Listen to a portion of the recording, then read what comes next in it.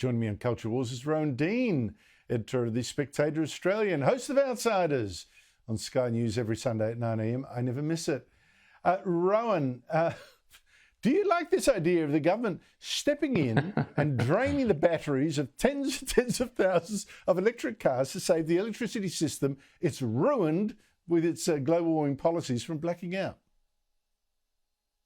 Well, it's okay, Andrew, because I've solved the problem, as many people who have experience of EVs or electric vehicles has also solved the problem, and that is you have to have a diesel generator alongside your EV. As long as you've got a diesel generator powering your electric vehicle, you can then use your electric vehicle to power the grid, which is not working because it's powered by renewables. So the solution as always comes back to fossil fuels. But what a joke, Andrew. I mean, seriously, the giveaway here is that the ANU, you know, once one of the great respected universities of the world, are spending their time tinkering around, trying to figure out, wasting time figuring out, what do we do about the fact that renewables actually don't provide the amount of electricity we need going forward? The academics have realised it, they're onto it, so they're tinkering around, going under the bonnet literally and stealing your electricity to hand it back, because the governments who are charged with the job of giving us all energy have completely comprehensively failed and will continue to fail so long as they are on this mad renewables quest. But the other giveaway, Andrew, is of course, where does this study come from? Canberra.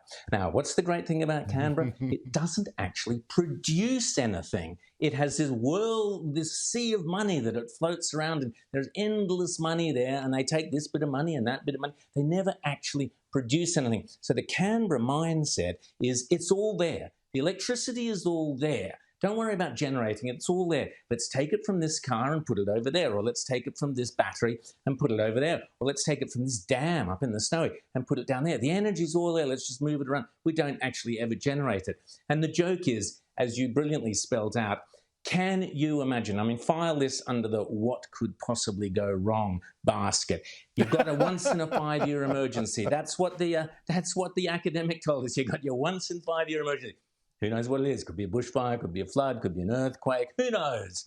And suddenly you're desperate to drive away and get out and get the family and the kids and head for the hills to escape whatever this, virus or pandemic or whatever it is.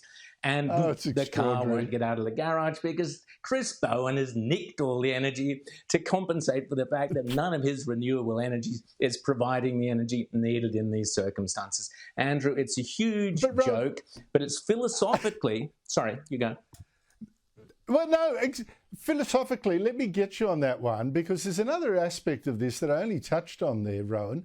Now, I know they're talking about, well, there'll be exceptions, exemptions and all that kind of thing, I guess, I don't know quite how they'd be built in.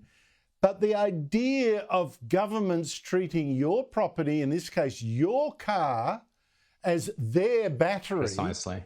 I mean, what the hell? This is one way that the whole global warming... That's precisely the point. That we're all little ants in their colony.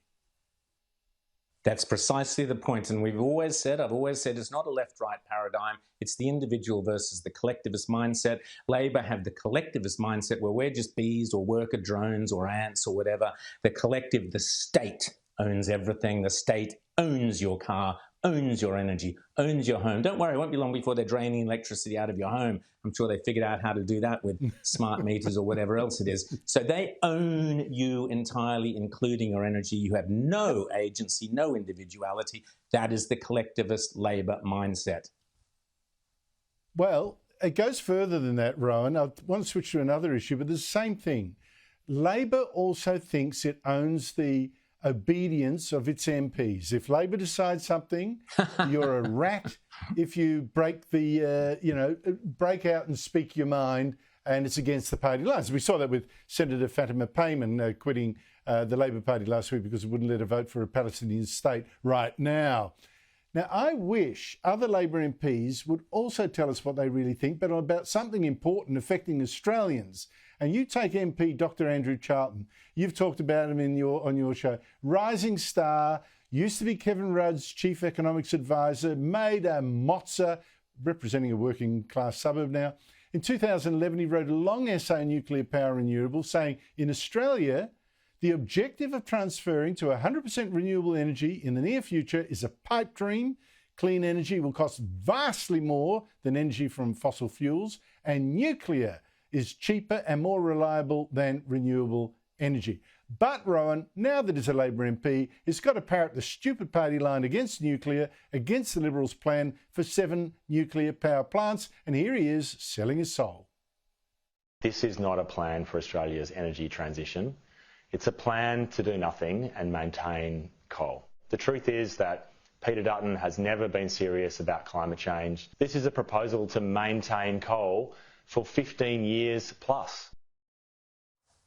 How many Labor MPs do you think are forced to rubbish nuclear power when they know Australia needs it? Well, it's worse than that, Andrew. I mean, the hypocrisy is staggering, but why it is really bad is that Andrew Charlton wrote in his quarterly essay back in 2011, I think it was, he'd come back from the Copenhagen summit where Kevin Rudd had distinguished himself by calling our Chinese friends, well, I can't repeat it on television, but he had some colourful language anyway. Andrew Charlton wrote a very good piece. He's a good writer. Put you in the room there with all the negotiations. But what he basically said was that he based his entire theory around something someone had said to him at the Copenhagen conference, which was that everybody in the world either wants to save the planet or wants to save themselves. And Andrew Charlton argued that those people who want to save the planet are the wealthy kind of virtue signalers, and those who want to save themselves are the impoverished third world developing nations. Correct. And so on. And the only way Rowan. you could reconcile this was to have nuclear energy. And he had recognised that renewables, I'm putting words in his mouth, but basically a luxury for the developed world to indulge in. But the developing world, the vast majority, billions of people around the planet, needed solid base power electricity, and the only way to give it to them cleanly was nuclear energy. So that same divide still exists. In fact, we need more energy now than before. There are more people on the planet. So the guy's a complete hypocrite because he was saying that correctly over a decade ago, that the only way to get clean energy and solve the problems and more energy required for prosperity was nuclear energy. So what a hypocrite. He's done the exact same thing. He's saving the Labor Party and his reputation rather than the planet. Exactly. Nuclear power is it, and the guy should be honest enough to come up and say it. Perfectly summed up, Rowan. Perfectly summed up. Thank you so much for your time. Really appreciate that.